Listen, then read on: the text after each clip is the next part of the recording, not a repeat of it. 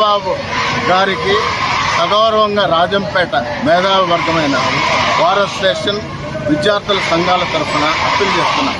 Sir, స్వాతంత్రం వచ్చినప్పటి నుంచి ఎంపీల పునర్విభజన జరిగితే అందులో రాజంపేట ఆవశ్యకతను గుర్తుపెట్టుకొని రాజంపేటని ఎంపీ సెగ్మెంట్గా చేయడం జరిగింది.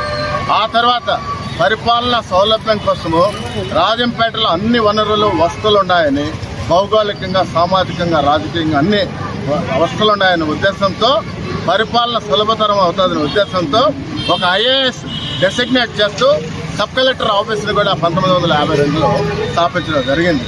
మరి గత ప్రభుత్వంలో తీసుకున్న నిర్ణయం ఏంటంటే, జిల్లాల పునర్విభజన జరిగేటప్పుడు ఎంపీ హెడ్ క్వార్టర్స్ ప్రాతిపదికగా జిల్లాలని పునర్విభజన చేయాలని ఒక అజెండా తీసుకోవడం జరిగింది. మరి దానిని బైపాస్ చేస్తూ ఆ రాజంపేట హెడ్ క్వార్టర్స్గా ఉన్నా కూడా ఎక్కడ లేని విచిత్రంగా ఒక ఐఏఎస్ ఆఫీసర్కి నజరానగా రాయచోటు ఎటువంటి సదుపాయాలు లేని, అర్హత లేని రాయచోటుని జిల్లా కేంద్రంగా ప్రకటించడం జరిగింది. ఇది చాలా దారుణం, చాలా హాస్యాస్పదం. ఈ నిర్ణయాన్ని ప్రజలందరూ కూడా వ్యతిరేకిస్తున్నారు.